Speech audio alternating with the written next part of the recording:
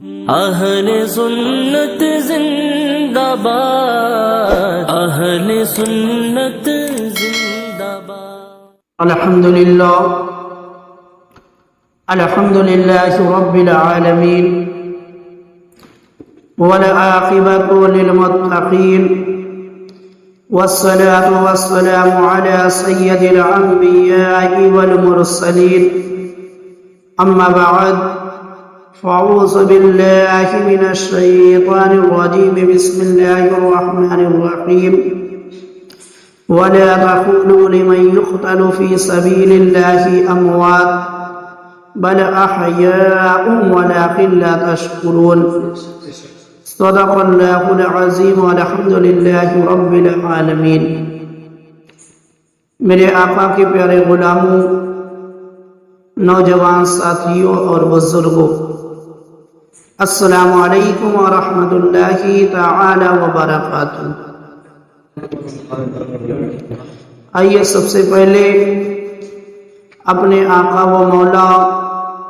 حضور تاجدار مدینہ، سرور قلب و سینہ، احمد مجتبی محمد مصطفیٰ صلی اللہ تعالی علیہ وآلہ وسلم کی بارگاہ میں جھوم جھوم کر درود شریف کا نذرانہ عقیدت پیش کریں، پڑھیں بآواز بلند۔ اللہم صلی علی سیدنا صفینا مولانا محمد مبارک وسلم، صلو علیہ صلاۃ و سلام علیک یا رسول اللہ صلی اللہ تعالی علیہ وآلہ وسلم۔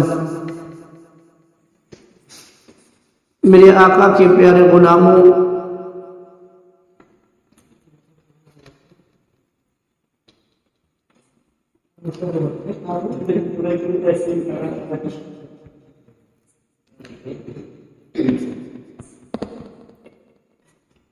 جب امام علی مقام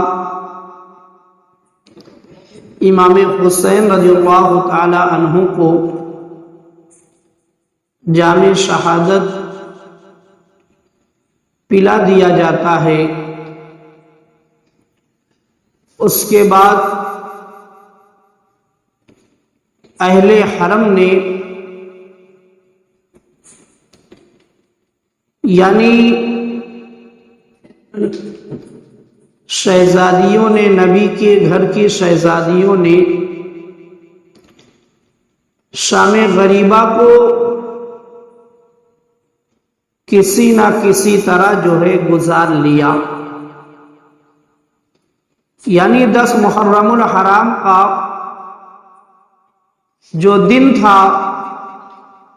وہ بھی گزر گیا، اور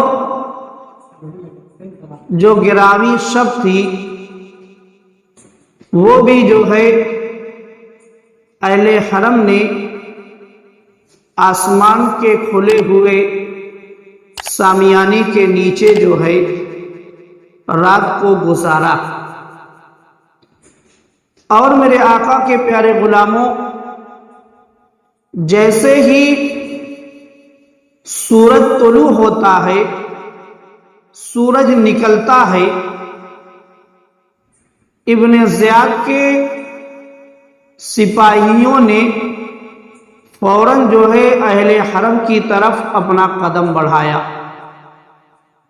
قدم اس لیے بڑھایا کہ تاکہ ان بیویوں کو گرفتار کر لیا جائے، یہاں تک کہ حضرت زینب، حضرت سکینہ، جتنی بھی بیویاں تھیں سب کے ہاتھوں کو رسیوں سے باندھ دیا گیا، اور امام زین العابدین عابد بیمار جو پہلے سے ہی سخت بخار میں مبتلا تھے،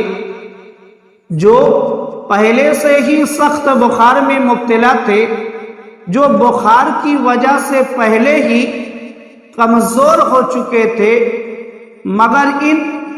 بدبختوں نے امام زین العابدین کے ہاتھوں میں ہتھکڑیاں اور پیروں میں بیڑیاں ڈال دی، اور صرف یہی تک نہیں، اس عابد بیمار کے گلے میں ایسا توق ڈالا کہ جس کے وزن کی وجہ سے امام زین العابدین کی کمر جھک گئی. یعنی وہ توق جو تھا ایک طرف تو خاردار تھا، یعنی اس کے اندر نوکیلے جو نوک نکلا ہوا تھا، خاردار تھا، اور دوسری طرف وہ جو توق تھا اتنا وزندار تھا کہ جب گلے میں وہ توق پڑتا ہے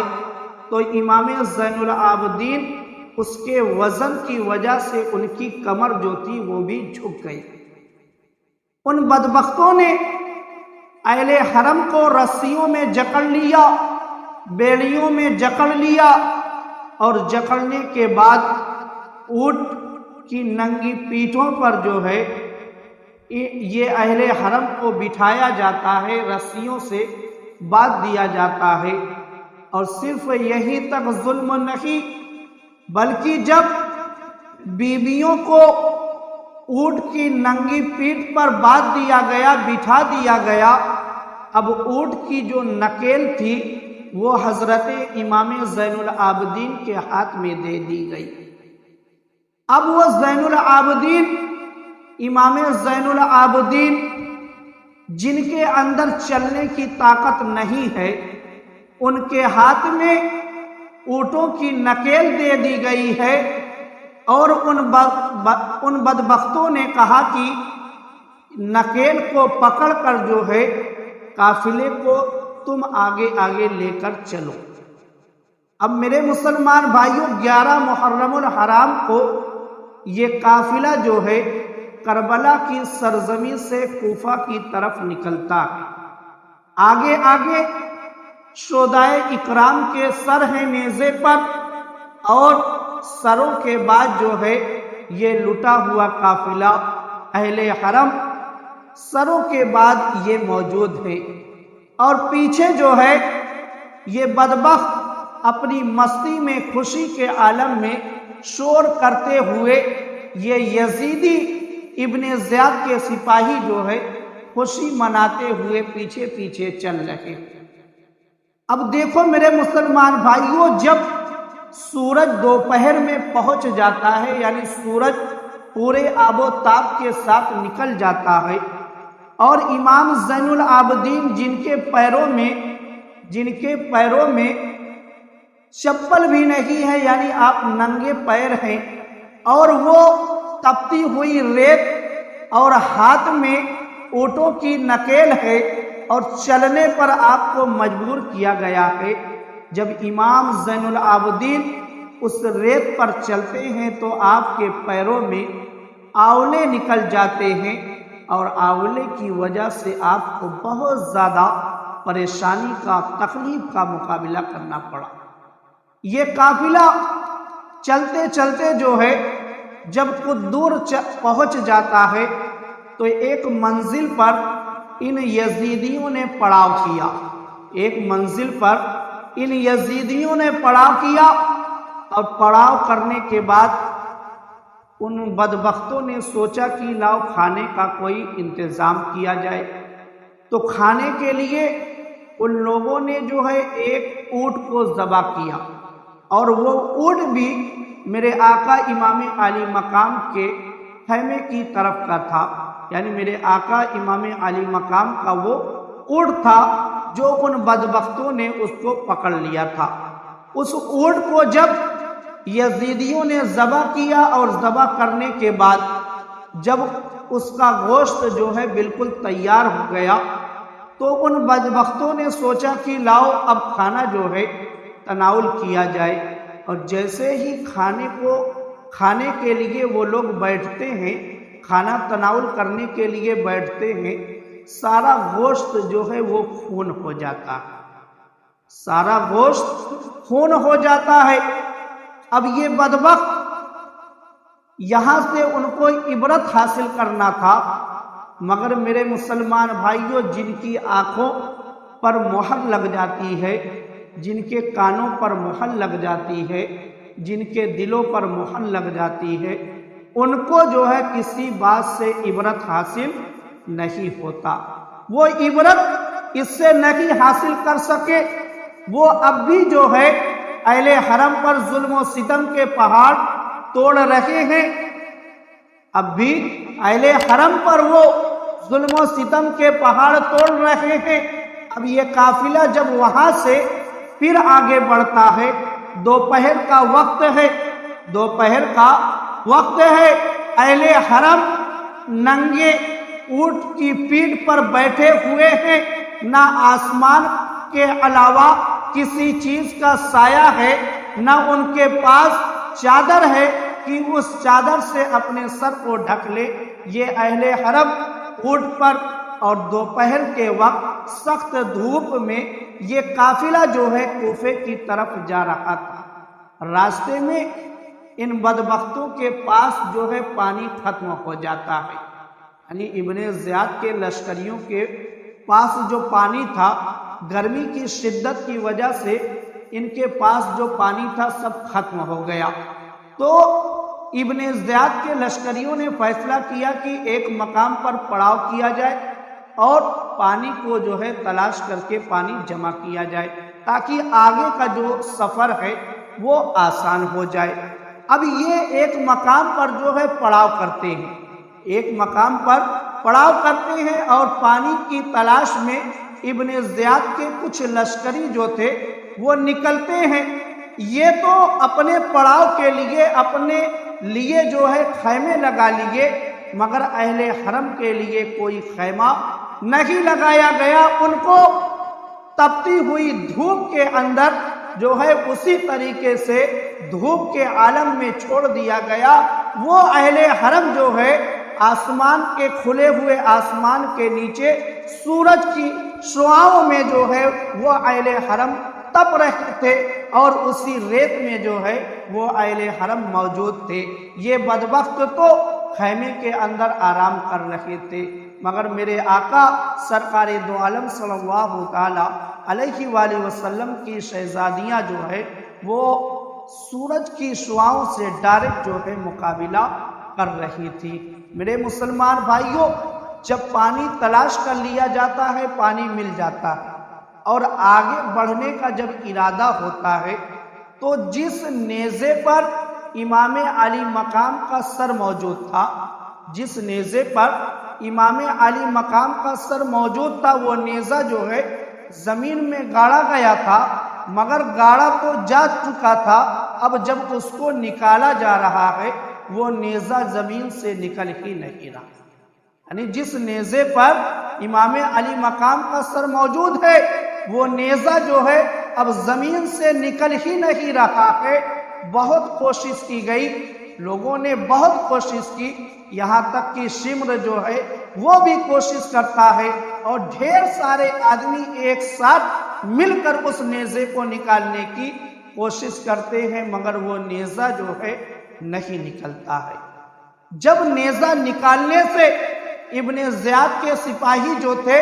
وہ بالکل پریشان ہو گئے، تو اب دیکھو میرے مسلمان بھائیوں، یہ شمر جو ہے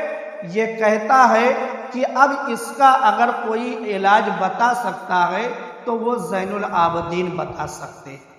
یعنی ان بدبختوں کو بھی معلوم ہے کہ اگر روئے زمین پر اللہ تعالیٰ نے کسی کو علم عطا فرمایا ہے تو اہل بیت کو علم عطا فرمایا ہے۔ یہ بدبخت بھی جانتے تھے، مگر ان کی آنکھوں پر لالچ کا ایسا پردہ پڑ چکا تھا کہ سب کچھ جاننے کے بعد بھی ان کو کچھ نظر نہیں آتا تھا۔ جب شمر نے اپنے آدمی کو بھیجا کہ جا کر زین العابدین سے کہو کہ اس طریقے کا معاملہ پیش آ گیا ہے، اب کیا کیا جائے، نیزہ کس طریقے سے نکلے گا۔ جب امام زین العابدین تک یہ خبر پہنچتی ہے، امام زین العابدین نے فوراً اپنی پھوپھی حضرت زینب کو یاد کیا، اپنی پھوپھی زینب کو یاد کیا اور کہا کہ پھوپھی جان، کیا ہمارے قافلے سے کوئی پیچھے تو نہیں چھوٹ گیا ہے؟ امام زین العابدین فوراً جان گئے۔ آپ نے کہا کہ ہمارے قافلے کا کوئی شخص، کوئی بچہ ایسا تو نہیں کہ پیچھے چھوٹ گیا ہو۔ کیونکہ نیزہ نہیں نکل رہا ہے، وجہ یہی ہے کہ ہمارے قافلے کا کوئی شخص، اہل حرم کا کوئی بچہ جو ہے پیچھے چھوٹا ہے، تو فوراً جب آواز دے کر ایک ایک نام لے کر پکارا گیا تو صرف ایک نام جب لیا جاتا ہے حضرت سکینہ کا، تو حضرت سکینہ کا کوئی جواب نہیں آتا۔ تو معلوم کیا ہوا کہ حضرت سکینہ پیچھے چھوٹ گئی، حضرت سکینہ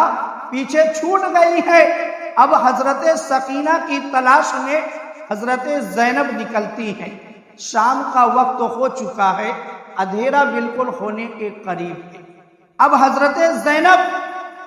حضرت سکینہ کو تلاش کرنے کے لیے نکلتی ہیں اور آواز دیتی ہیں زور زور سے، مگر جو ہے کوئی جواب کہیں سے نہیں آ رہا تھا۔ تو اچانک جو ہے حضرت زینب نے کیا دیکھا کہ ایک خاتون ہے جو نقاب پوش ہیں، اور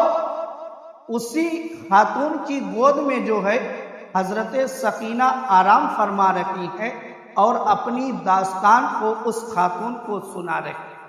جب حضرت زینب اس خاتون تک پہنچی اور پوچھا کہ آپ کون ہیں، تو جب اس خاتون نے اپنے چہرے سے نقاب ہٹایا تو حضرت زینب نے کیا دیکھا کہ وہ خاتون کوئی اور خاتون نہیں بلکہ ان کی ماں حضرت فاطمہ تھی۔ حضرت فاطمہ تھی۔ حضرت فاطمہ نے سکینہ کو تسلی دی تھی، سکینہ کی داستان کو سنا تھا،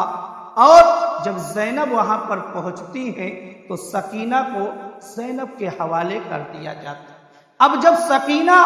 قافلے میں آتی ہیں، اہل حرم میں آ جاتی ہیں، تو اب وہی نیزہ جس کو سینکڑوں لوگ نکال رکھے تھے نہیں نکل رہا تھا زمین سے، فوراً وہ نیزہ جو ہے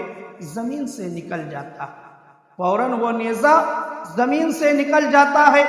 اب دیکھو میرے مسلمان بھائیوں، یہ قافلہ جو ہے بہت تیزی کے ساتھ کوفہ کی طرف جو ہے رواں دواں رہتا ہے، یہاں تک کہ 11 محرم الحرام کی شام آتے آتے جو ہے یہ قافلہ کوفہ کے دروازے تک پہنچ جاتا ہے، یعنی شہر کوفہ کا جو دروازہ تھا وہاں تک پہنچ جاتا ہے، مگر ابن زیاد کا یہ پیغام آتا ہے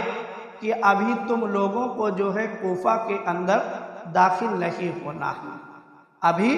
کوفہ کے اندر تم لوگوں کو داخل نہیں ہونا ہے، کیونکہ اب جو ہے کوفہ کو دلہن کی طرح سجایا جائے گا۔ پہلے کوفہ کو دلہن کی طرح سجایا جائے گا اور جشن منایا جائے گا، پھر اس کے بعد جو ہے شہداء کے سر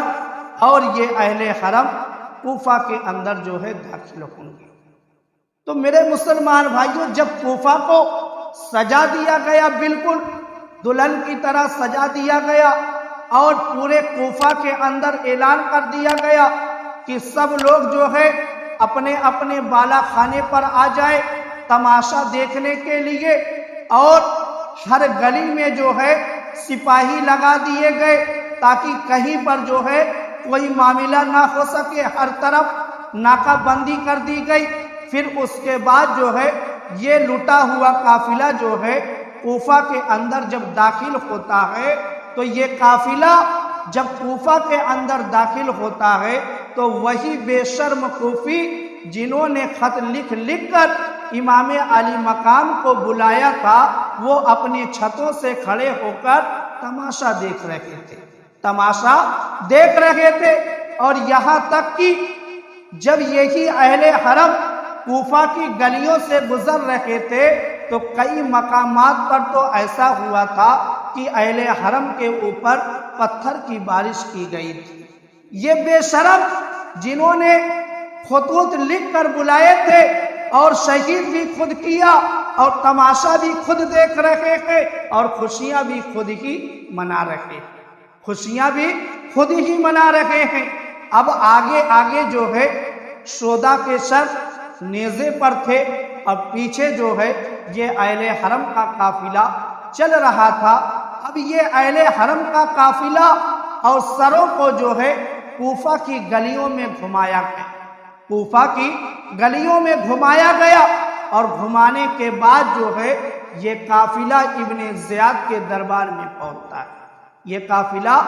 ابن زیاد کے دربار میں پہنچتا ہے،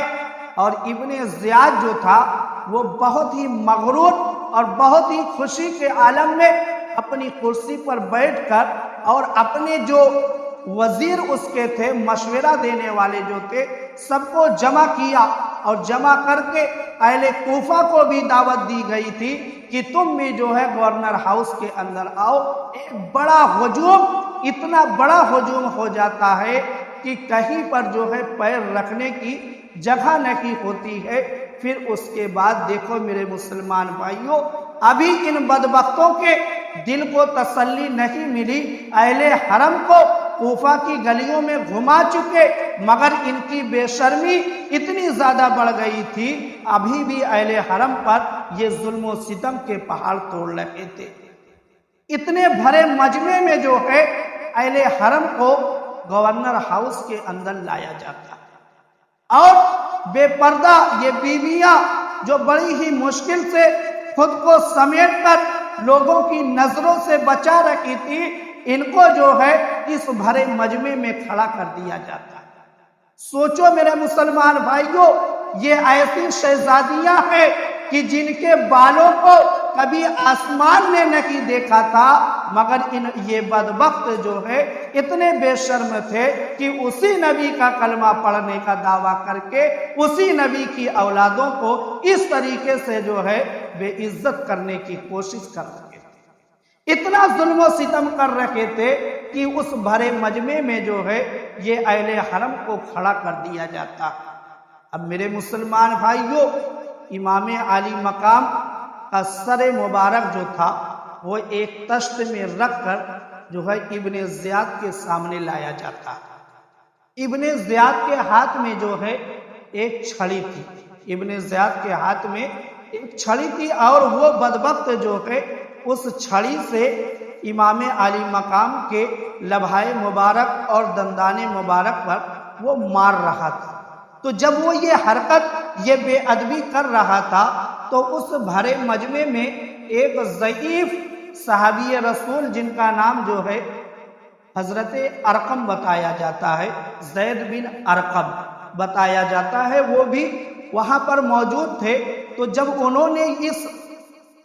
اس کیفیت کو دیکھا، ابن زیاد کی اس حالت کو دیکھا کہ وہ اس طریقے سے جو ہے گستاخی کر رہا، بے ادبی کر رہا ہے، وہ تڑپ گئے، اور تڑپنے کے بعد انہوں نے ایک آواز لگائی کہ اے ابن زیاد بدبخت، اپنی چھڑی کو فوراً ہٹا لے، کیونکہ میں نے انہی آنکھوں سے بارہا دیکھا ہے کہ میرے آقا جو ہے امام عالی مقام کے لبہائے مبارک کو چوما کرتے تھے۔ جب وہ صحابی رسول یہ بات کہتے ہیں، اس بھرے مجمع میں ابن زیاد کو للکارتے ہیں، تو ابن زیاد بدبخت کیا کہتا ہے کہ اگر تمہاری عمر اتنی زیادہ نہ ہو گئی ہوتی تو ابھی تم کو بھی قتل کر دیا جاتا۔ تو انہوں نے کہا کہ تجھ کو میری عمر کا خیال ہے، اور جن کا سر تیرے سامنے موجود ہے وہ تو نواسہ رسول ہے، جب نواسہ رسول کا تجھ کو خیال نہیں، تو مکار ہے، تو مکاری کر رہا ہے، میری عمر کا لحاظ نہیں کر رہا ہے۔ انہوں نے ابن زیاد کو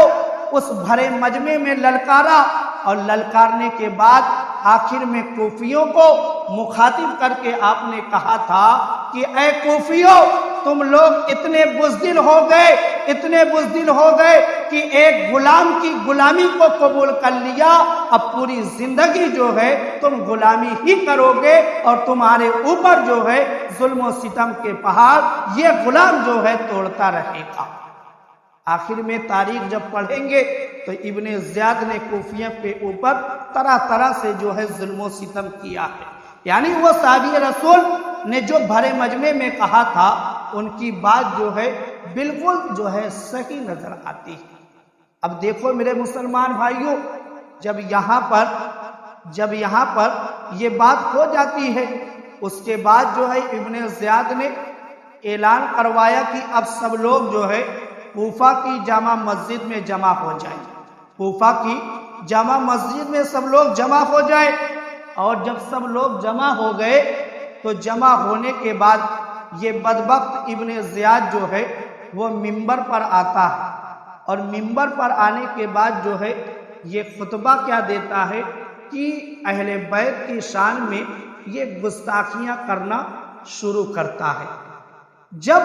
حضرت زینب سے رہا نہیں گیا، یعنی حضرت زینب سنتے سنتے بالکل پریشان ہو گئی کہ یہ بدبخت جو ہے اہل بیت کی شان میں، امام علی مقام کی شان میں، حضرت علی کی شان میں گستاخی پر گستاخی کرتا چلا جا رہا ہے، تو حضرت زینب نے ابن زیاد کو للکارتے ہوئے ایک ایسا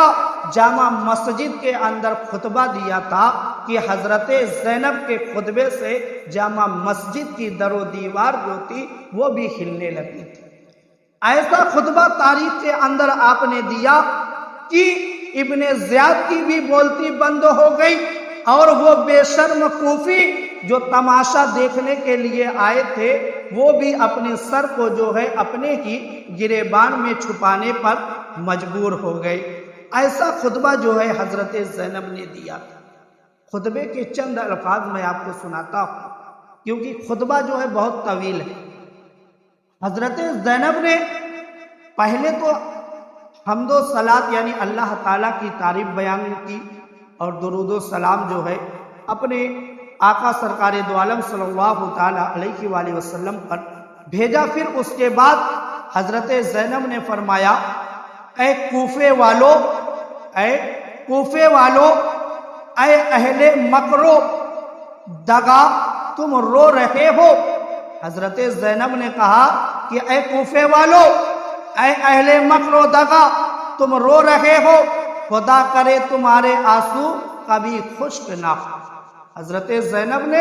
خطبے میں یہ فرمایا کہ خدا کرے تمہارے آنسو کبھی خشک نہ ہو، اور تمہارے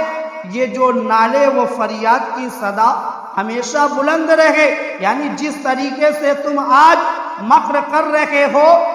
مطلب دکھاوا کر رہے ہو، رو رہے ہو، چیخ و پکار کر رہے ہو، تم ہمیشہ اسی طریقے سے جو ہے کرتے رہو، تم اسی طریقے سے ہمیشہ کرتے رہو۔ اب حضرت زینب نے کہا کہ تمہاری مثال اس عورت کی سی ہے جس نے سوت کاٹنے کے بعد اپنے کاٹے ہوئے سوت کو ریزہ ریزہ کر دیا، یعنی ایمان لانے کے بعد تم نے اپنے ایمان کو ہی برباد کر لیا، ایمان لانے کے بعد تم نے اپنے ہی ایمان کو برباد کر لیا۔ اور حضرت زینب نے یہ بھی کہا تھا، آپ نے فرمایا کہ اے مکارو، تمہارا رونا تمہارے دامن کو صاف نہیں کر سکے گا، یعنی جو تم نے امام عالی مقام کو بلایا اور بلانے کے بعد جو ہے تم ہی ان کے مقابلے میں آئے اور تم ہی لوگوں نے میرے بھائی امام علی مقام کو شہید کیا، اب یہ سوچتے ہو کہ رونے کی وجہ سے یہ داغ جو ہمارے دامن میں لگا ہے، حضرت زینب کہتی ہیں تمہارے رونے کی وجہ سے یہ داغ ہرگز جو ہے صاف نہیں ہو سکتا، یہ داغ ہرگز صاف نہیں ہو سکتا، اور جو تم نے نواسۂ رسول حضرت سیدنا امام علی مقام کو قتل کیا ہے، اس کے خون کے جو داغ تمہارے دامن پر ہے وہ کبھی بھی صاف نہیں ہو سکتے۔ یہ خاص جملے جو تھے وہ میں نے آپ کو سنا دیا۔ حضرت زینب نے جب کوفہ کی جامع مسجد کے اندر جو ہے یہ خطبہ دیا ہے تو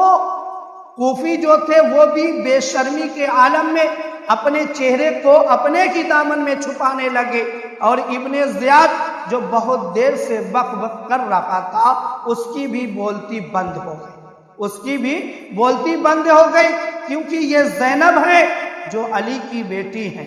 جو علی کی بیٹی ہیں، اور جن کے خاندان میں علم کا دریا بہتا ہے، جن کے خاندان میں علم کا دریا بہتا ہے۔ جب حضرت زینب یہ خطبہ دے رہی تھی تو اسی جامع مسجد کے اندر ایک نابینا صحابی جو ہے وہ بھی موجود تھے، جن کا نام بتایا جاتا ہے کہ حضرت عبداللہ بن عفیف، حضرت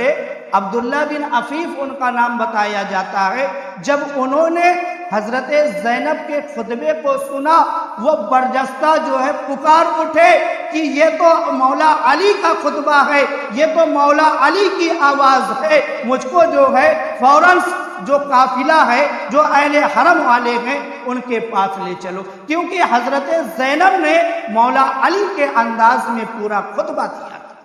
مولا علی کے انداز میں پورا خطبہ دیا تھا۔ اور حضرت عبداللہ بن عفیف وہ برجستہ جو ہے اسی جامع مسجد کے اندر پکار کر کہہ رہے تھے کہ یہ لہجہ جو بول رہا ہے یہ علی کا لہجہ ہے، بالکل علی کا لہجہ ہے۔ تو جب ان کو یہ معلوم ہوا کہ یہ خطبہ دینے والا کوئی اور نہیں ہے بلکہ علی کی شہزادی حضرت زینب ہے، تو وہ بھی جو ہے آخر میں معاملہ جو ہوتا ہے یہ ہوتا ہے کہ ان کو بھی بعد میں شہید کر دیا جاتا ہے، کیونکہ انہوں نے بھی جامع مسجد کے اندر ابن زیاد کو للکارا تھا، اور للکارنے کے بعد ابن زیاد کی حقیقت کو واضح کیا تھا، اور اہل بیت کا خطبہ جو ہے، اہل بیت کا خطبہ حضرت عبداللہ بن عفیف نے جامع مسجد کے اندر پڑھا تھا، جس کی وجہ سے ابن زیاد نے ان کو بھی شہید کروا دیا تھا۔ اب میرے مسلمان بھائیوں، جب یہ قافلہ جو ہے ابن زیاد کے دربار میں بھی پہنچ گیا اور جامع مسجد کے اندر حضرت زینب نے خطبہ دے دیا، پھر اس کے بعد کوفہ کے اندر جو ہے یہ اہل حرم کو پھر گلیوں میں جو ہے گھمایا گیا، اور گھمانے کے بعد قید خانے میں جو ہے بند کر دیا جاتا ہے، قید خانے میں قید کر دیا جاتا ہے۔ اور ایسا قید خانہ وہ تھا کہ جس کے اندر بالکل اندھیرا ہی اندھیرا تھا، جس کے اندر بالکل اندھیرا ہی اندھیرا تھا، اور اس کے اندر جو ہے سورج کی کوئی بھی کرن جو ہے نہیں جاتی تھی، اور 34 دن تک جو ہے یہ اہل حرم اس قید خانے میں رہے، 34 دن تک یہ اہل حرم اس قید خانے میں قید رہے۔ اور جب یزید پلید کا ابن زیاد کے پاس خط آیا کہ ان قیدیوں کو جو ہے میرے پاس فوراً بھیج دیا جائے، تو جب 34 دن کے بعد یہ اہل حرم اس قید خانے سے باہر آئے تو ان کی پوزیشن یہ ہو گئی تھی کہ جسم جو ہے بالکل ڈھانچے کے طریقے سے ہو گیا تھا، اور پورا جسم جو ہے بالکل پیلا ہو چکا تھا، لباس جو تھا وہ بالکل گندا ہو چکا تھا۔ یعنی اس قید خانے کے اندر جو ہے ان ابن زیاد کے سپاہیوں نے اتنا ظلم و ستم کیا یہ اہل حرم پر کہ ان کی کیفیت بالکل جو ہے بدل گئی تھی۔ 34 دن کے بعد یہ اہل حرم قید خانے سے باہر آتے ہیں، اور 18 صفر کو یہ قافلہ جو ہے 18 صفر کو یہ قافلہ جو ہے کوفہ سے دمشق کی طرف نکلتا ہے۔ 18 صفر کو یہ قافلہ کوفہ سے دمشق کی طرف نکلتا ہے، یعنی یزید پلید کے دربار کی طرف یہ قافلہ جاتا ہے۔ انشاءاللہ کل جو ہے یہ قافلہ مدینہ پہنچے گا۔ وما علینا الا البلاغ۔